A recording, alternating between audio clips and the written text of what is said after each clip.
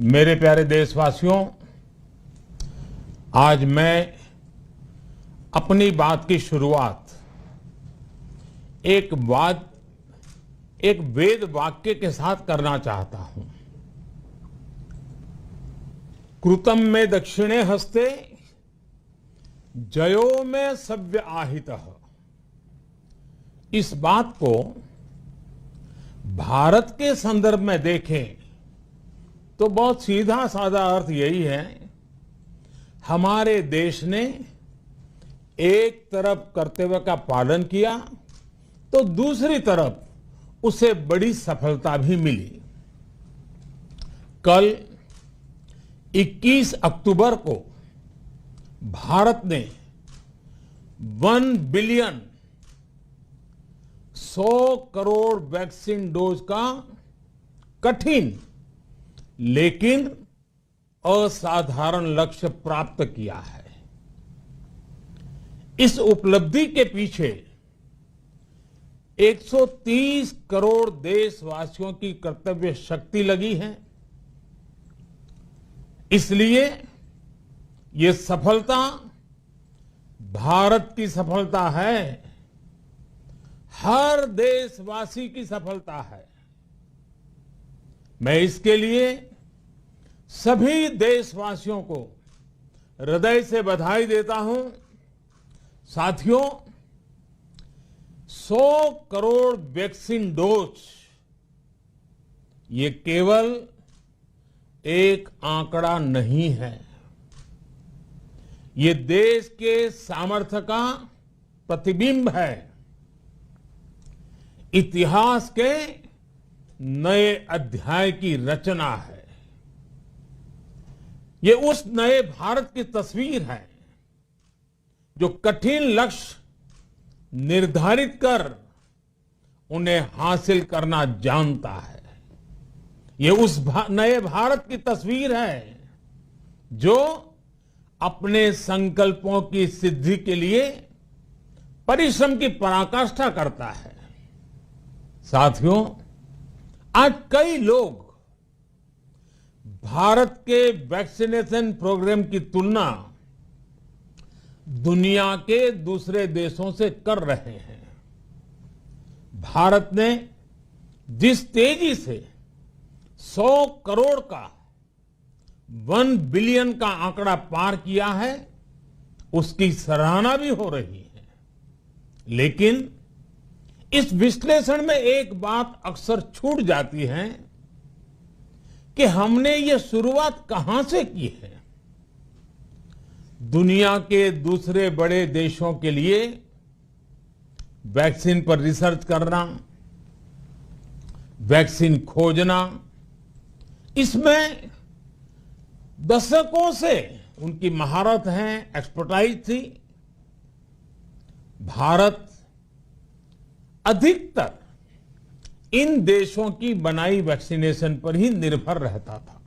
हम बाहर से मंगवाते थे। इसी वजह से जब 100 साल की सबसे बड़ी महामारी आई तो भारत पर सवाल उठने लगे, क्या भारत इस वैश्विक महामारी से लड़ पाएगा? भारत दूसरे देशों से इतनी वैक्सीन खरीदने का पैसा कहां से लाएगा? भारत को वैक्सीन कब मिलेगी? भारत के लोगों को वैक्सीन मिलेगी भी या नहीं? क्या भारत इतने लोगों को टीका लगा पाएगा कि महामारी को फैलने से रोक सके? भांति भांति के सवाल थे। लेकिन आज ये 100 करोड़ वैक्सीन डोज हर सवाल का जवाब दे रहा है। भारत ने अपने नागरिकों को 100 करोड़ वैक्सीन डोज लगाई हैं और वो भी मुफ्त, बिना पैसा लिए। साथियों, 100 करोड़ वैक्सीन डोज का एक प्रभाव ये भी होगा कि दुनिया अब भारत को कोरोना से ज्यादा सुरक्षित मानेगी। एक फार्मा हब के रूप में भारत को दुनिया में जो स्वीकृति मिली हुई है, उसे और मजबूती मिलेगी। पूरा विश्व आज भारत की इस ताकत को देख रहा है, महसूस कर रहा है। साथियों, भारत का वैक्सीनेशन अभियान सबका साथ, सबका विकास, सबका विश्वास और सबका प्रयास का सबसे जीवंत उदाहरण है। कोरोना महामारी की शुरुआत में ये भी आशंकाएं व्यक्त की जा रही थी कि भारत जैसे लोकतंत्र में इस महामारी से लड़ना बहुत मुश्किल होगा। भारत के लिए, भारत के लोगों के लिए ये भी कहा जा रहा था कि इतना संयम, इतना अनुशासन यहां कैसे चलेगा। लेकिन हमारे लिए लोकतंत्र का मतलब है सबका साथ। सबको साथ लेकर देश ने सबको वैक्सीन, मुफ्त वैक्सीन का अभियान शुरू किया। गरीब, अमीर, गांव, शहर, दूर सुदूर, देश का एक ही मंत्र रहा कि अगर बीमारी भेदभाव नहीं करती तो वैक्सीन में भी भेदभाव नहीं हो सकता। इसलिए यह सुनिश्चित किया गया कि वैक्सीनेशन अभियान पर वीआईपी कल्चर हावी न हो। कोई कितने ही बड़े पद पर क्यों न रहा हो, कितना ही धनी क्यों न रहा हो, उसे वैक्सीन सामान्य नागरिकों की तरह ही मिलेगी। साथियों, हमारे देश के लिए ये भी कहा जा रहा था कि यहां ज्यादातर लोग टीका लगवाने के लिए आएंगे ही नहीं। दुनिया के कई बड़े विकसित देशों में आज भी वैक्सीन हेजिटेंसी एक बड़ी चुनौती बन गई है। लेकिन भारत के लोगों ने 100 करोड़ वैक्सीन डोज लेकर ऐसे लोगों को निरुत्तर कर दिया है। साथियों, किसी अभियान में जब सबका प्रयास जुड़ जाता है तो परिणाम अद्भुत ही होते हैं। हमने महामारी के खिलाफ देश की लड़ाई में जन भागीदारी को अपनी पहली ताकत बनाया, फर्स्ट लाइन ऑफ डिफेंस बनाया। देश ने अपनी एकजुटता को ऊर्जा देने के लिए ताली, थाली बजाई, दिए जलाए। तब कुछ लोगों ने कहा था कि क्या इससे बीमारी भाग जाएगी? लेकिन हम सभी को उसमें देश की एकता दिखी, सामूहिक शक्ति का जागरण दिखा। इसी ताकत ने कोविड वैक्सीनेशन में आज देश को इतने कम समय में 100 करोड़ तक पहुंचाया है।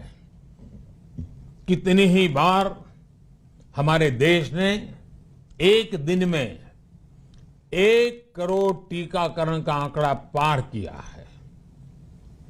ये बहुत बड़ा सामर्थ्य है, प्रबंध कौशल है, टेक्नोलॉजी का बेहतरीन इस्तेमाल है, जो आज बड़े बड़े देशों के पास भी नहीं है।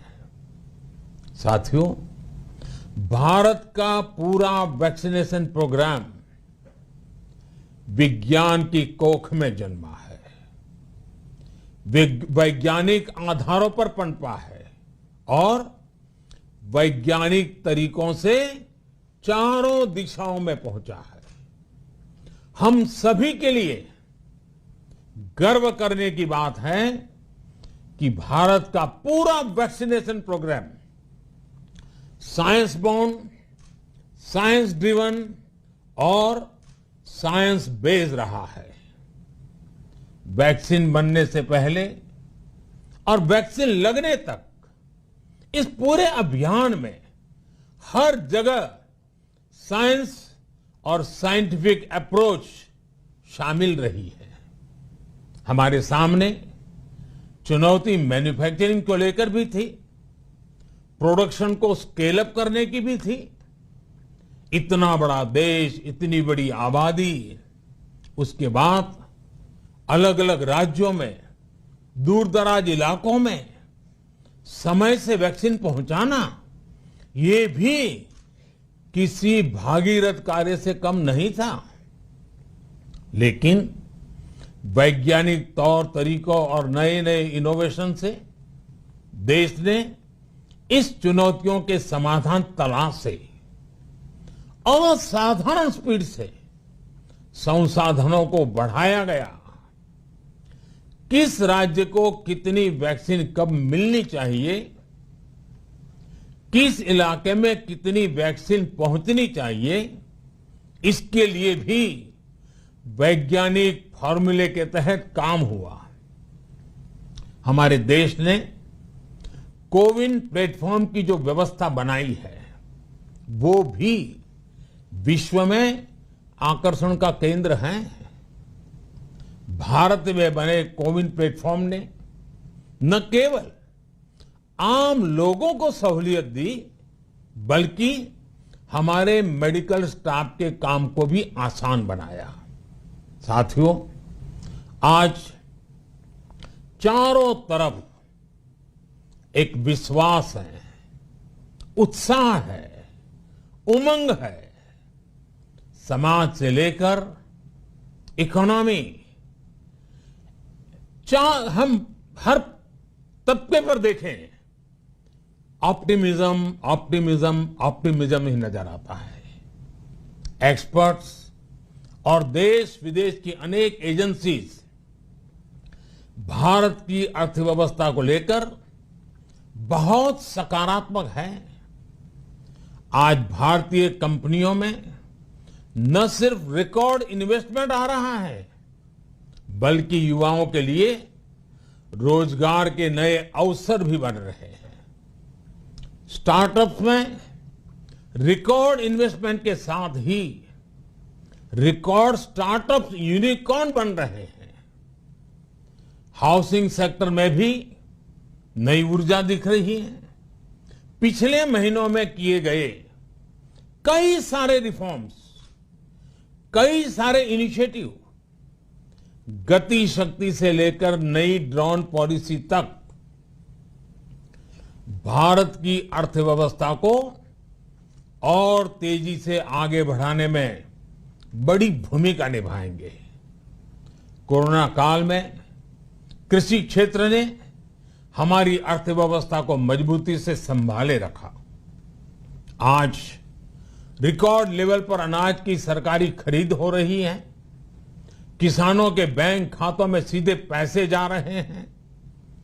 वैक्सीन के बढ़ते हुए कवरेज के साथ साथ आर्थिक सामाजिक गतिविधियां हो, खेल जगत हो, टूरिज्म हो, एंटरटेनमेंट हो, सब तरफ सकारात्मक गतिविधियां तेज हो रही हैं। आने वाले त्योहारों का मौसम इसे और गति देगा और शक्ति देगा। साथियों, एक जमाना था जब मेड इन ये कंट्री, मेड इन वो कंट्री, इसी का बोलबाला था, बहुत क्रेज हुआ करता था। लेकिन आज हर देशवासी ये साक्षात अनुभव कर रहा है कि मेड इन इंडिया की ताकत बहुत बड़ी होती है।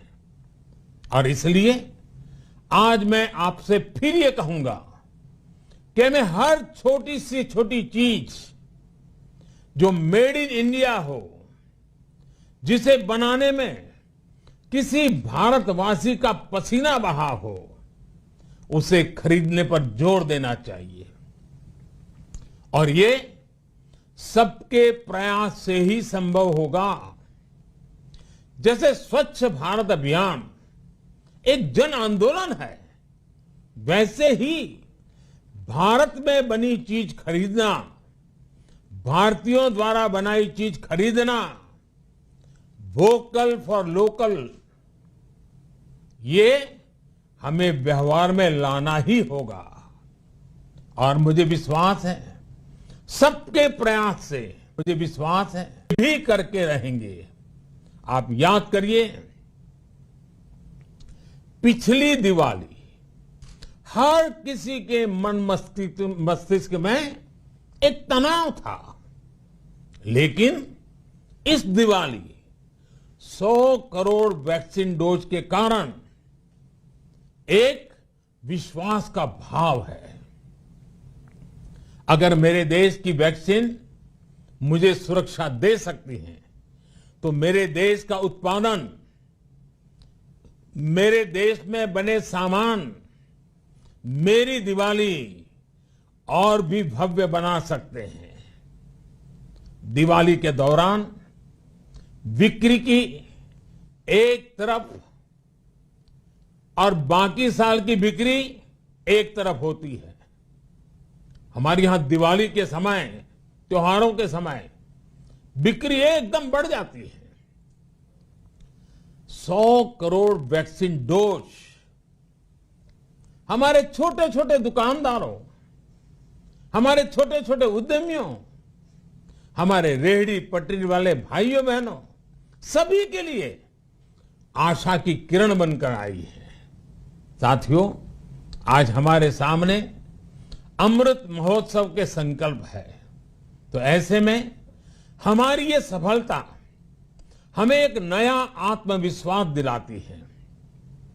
हम आज कह सकते हैं कि देश बड़े लक्ष्य तय करना और उसे हासिल करना बखूबी जानता है, लेकिन इसके लिए हमें सतत सावधान रहने की जरूरत है। हमें लापरवाह नहीं होना है। कवच कितना ही उत्तम हो, कवच कितना ही आधुनिक हो, कवच से सुरक्षा की पूरी गारंटी हो, तो भी जब तक युद्ध चल रहा है, हथियार नहीं डाले जाते। मेरा आग्रह है कि हमें अपने त्योहारों को पूरी सतर्कता के साथ ही मनाना है। और जहां तक मास्क का सवाल है, कभी कभी जरा, लेकिन अब तो डिजाइन की दुनिया भी मास्क में प्रवेश चुकी है। मेरा इतना ही कहना है, जैसे हमें जूते पहन करके ही बाहर जाने की आदत लग गई है ना, बस वैसे ही मास्क को भी एक सहज स्वभाव बनाना ही होगा। जिनको अभी तक वैक्सीन नहीं लगी है, वो इसे सर्वोच्च प्राथमिकता दें। जिन्हें वैक्सीन लग गई है, वो दूसरों को प्रेरित करें। मुझे पूरा भरोसा है कि हम सब मिलकर प्रयास करेंगे तो कोरोना को और जल्द हरा पाएंगे। आप सभी को आने वाले त्योहारों की एक बार फिर बहुत बहुत शुभकामनाएं, बहुत बहुत धन्यवाद। So the Prime Minister's message to the nation is on the vaccine milestone that we hit yesterday of 1 billion vaccine doses, highlighting our journey really in getting to this stage. The Prime Minister's highlighted how there was no VIP culture, how we overcame vaccine hesitancy, how we ensured that everyone went the last mile to get vaccines and to ensure that vaccines reached every person in the country. The Prime Minister making a special mention of our healthcare workers as well as everyone else, our scientists who worked so hard in ensuring this moment was possible. Prime Minister Narendra Modi, in his 20-minute address, also there highlighting how the world is watching India, how the world is watching this successful vaccination drive and learning from it. This is the Prime Minister's address, which lasted for about 20 minutes. As expected, it was on the historic moment that we achieved yesterday of 1 billion vaccine doses. Another very important message from the Prime Minister that's come in that speech is about ensuring that everyone is made aware, especially those who've not gotten the vaccine yet. The Prime Minister said that if you and I have received the vaccine, if we've gotten the jab, it's also our duty to ensure that we make others who are still hesitant to get the vaccine to go out there and get the jab immediately. And that's a very, very important message, because it's the Prime Minister saying that we still need to do a lot to ensure that we fight together against coronavirus. Rahul Srivastava is joining us, our National Affairs editor, on this broadcast. Rahul, as expected, the Prime Minister, speaking about that huge vaccine achievement yesterday, but a number of big takeaways. One is, while he's highlighted, what it's taken for us to get to this point, all of the hurdles that we've overcome in our vaccine drive, he's also said it's equally important to look ahead and to identify the challenges ahead.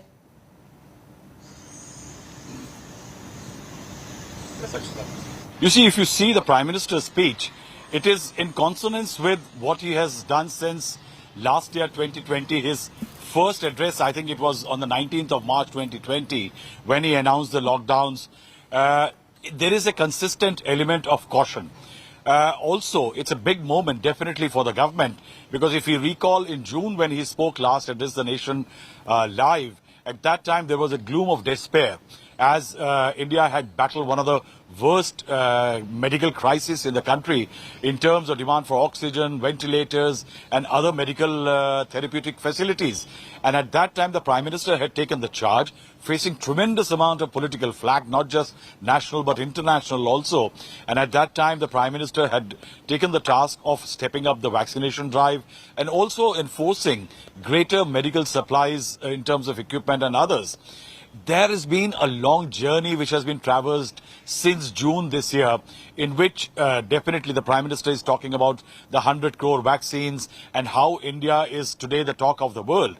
Also the fact that there were many doubters who used to say that India will not be able to take the onslaught of a pandemic. The pandemic posed unprecedented challenges in terms it was invisible and it was unknown. And whether India, which was largely an importer of technology in terms of vaccine, but was a pharmacy hub, but never created its own vaccine, has actually been able to meet the demands and create a benchmark of 100 crore vaccines by domestically meeting the demands of vaccine in the country. But I think the biggest takeaway from this message today by the Prime Minister, apart from the strong caution that he sounded in terms of wearing the mask, adhering to the protocols, is how he has used the 100 crore vaccine mark achieved domestically to create a new appeal for Made in India. I think that is a very, very important takeaway, that he is signaling to the country that if we have been able to meet the demand of vaccine in a very short while by domestically creating it, manufacturing it and delivering it against all odds, this is perhaps a moment where Made in India can see a new spiraling out in terms of India accepting more and more products which are made in the country. It's a very, very critical juncture economically, Akshata, primarily because if the government has announced a slew of measures since May last year, there has been only one clear message, that the economy needs to scale up to meet the challenges in terms of the downturn which were witnessed. And after that, there has been a definite swing in the global economy in which India could well become the next very critical investment junction. And that is why Made in India is a very, very important critical element, because the MSMEs and others which are virtually the backbone of the economy, the larger employers in the country, if they go through a Made in India surge, definitely the economy will see a turnaround which is unprecedented. I think the Prime Minister has done a very clever political job of linking 100 crore vaccine mark as an achievement for his government into sending out a message for tomorrow in terms how, with a sense of caution, India can achieve certain economic goals which can be good for the country.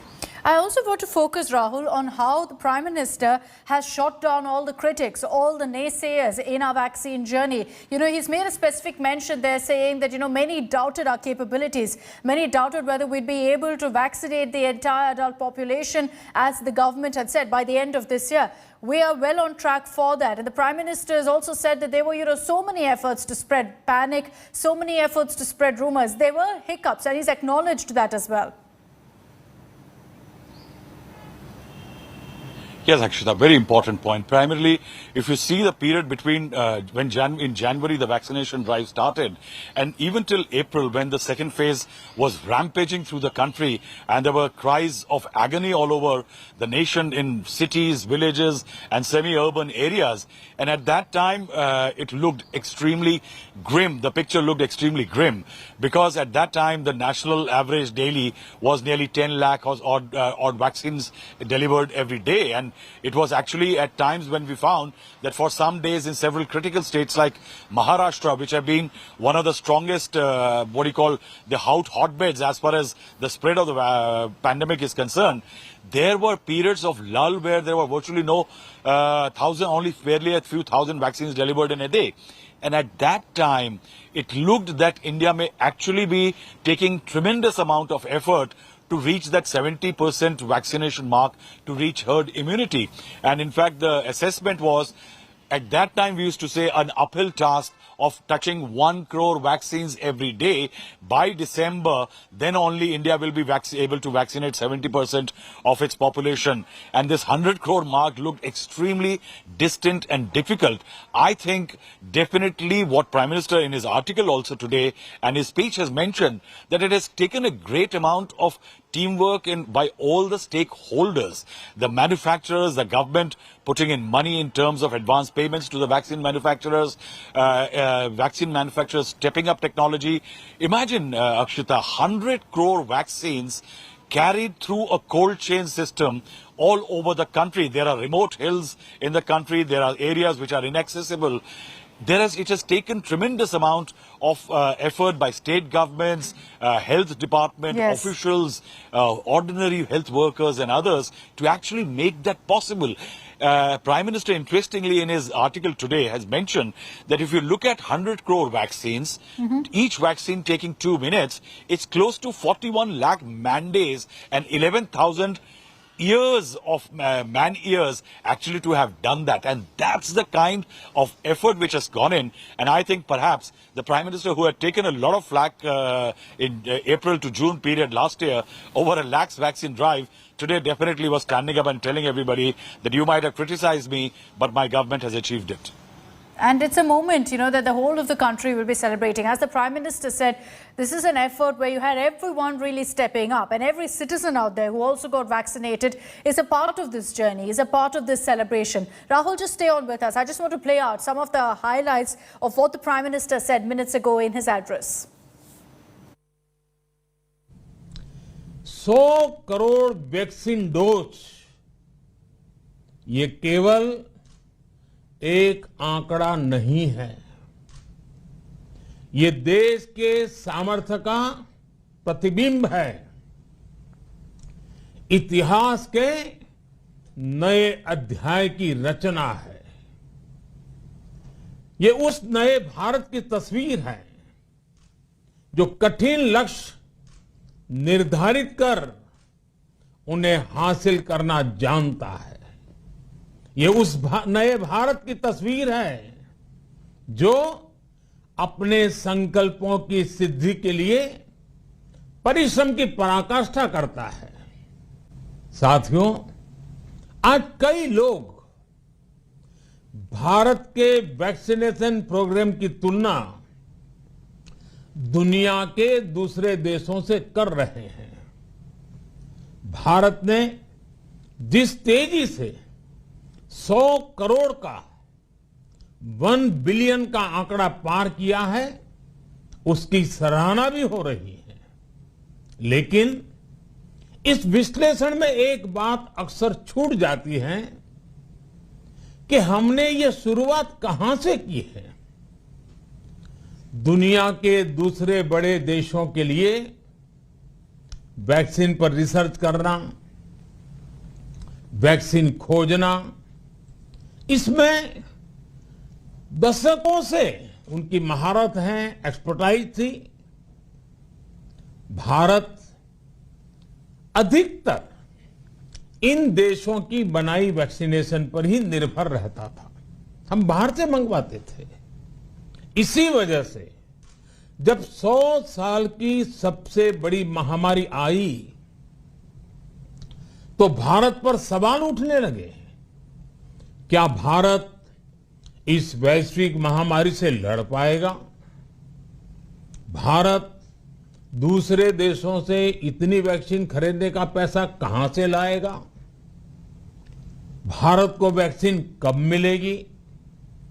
Bharat के लोगों को vaccine मिलेगी भी या नहीं? क्या भारत इतने लोगों को टीका लगा पाएगा कि महामारी को फैलने से रोक सके? भांति भांति के सवाल थे, लेकिन आज ये 100 करोड़ वैक्सीन डोज हर सवाल का जवाब दे रहा है। भारत ने अपने नागरिकों को 100 करोड़ वैक्सीन डोज लगाई हैं और वो भी मुफ्त, बिना पैसा लिए। साथियों, 100 करोड़ वैक्सीन डोज का एक प्रभाव ये भी होगा कि दुनिया अब भारत को कोरोना से ज्यादा सुरक्षित मानेगी। एक फार्मा हब के रूप में भारत को दुनिया में जो स्वीकृति मिली हुई है, उसे और मजबूती मिलेगी। पूरा विश्व आज भारत की इस ताकत को देख रहा है, महसूस कर रहा है। Let's take this back across to Rahul Srivastava. Rahul, that message from the Prime Minister, particularly about how, the world is watching India, how the world has been taking lessons from our vaccination drive. That's so very important because even in the start of this vaccination drive, there were several questions that were asked of the government, of our vaccine policy, etc. But now also amid this pandemic, India has emerged as a country that's led from the front in fighting COVID because of our scientists, because of, their contribution also in fighting this disease. Yes, Akshita, this is perhaps definitely a moment for Indians to sit back and relish, primarily because out of the 180, 90 odd countries, there are barely countable on the fingers who have their vaccines of their own. And even if they have vaccines of their own, the multiple producers they have, the kind of resources developed nation have, they can actually go out and vaccinate their population very differently compared to the challenges which exist on the ground in India. It's a very, very complex nation.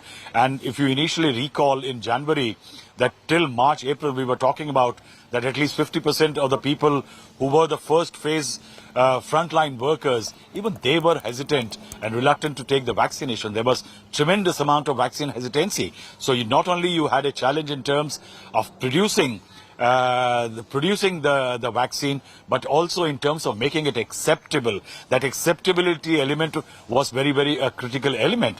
Now, remember one thing, that's if you recall also, that since last year, India has been knocking at the doors of the WTO, asking them to create a waiver as far as the patent on vaccines is concerned. Now, that is still to come about. So, what it means is that a lot of patented technology in terms of vaccines is still making vaccines very expensive and out of reach and bounds for poor people in several nations which don't have vaccines. Now, compared to that scenario where nations do not have money to buy expensive patented vaccines, India, by generating at this juncture its own domestic technology and manufacturing its own vaccine, which is not subjected to patent rules for Indians, has actually created 100 crore odd vaccines so that people in the country can get cheap vaccine.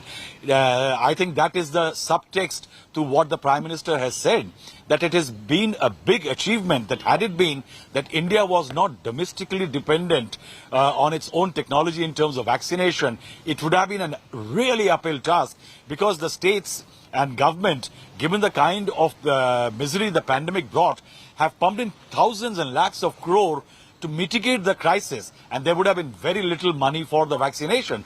So the domestic technology actually has been a boon for the people of the country, and that is why I said earlier also that that is what the Prime Minister is trying to extract from this situation. It's an extraction.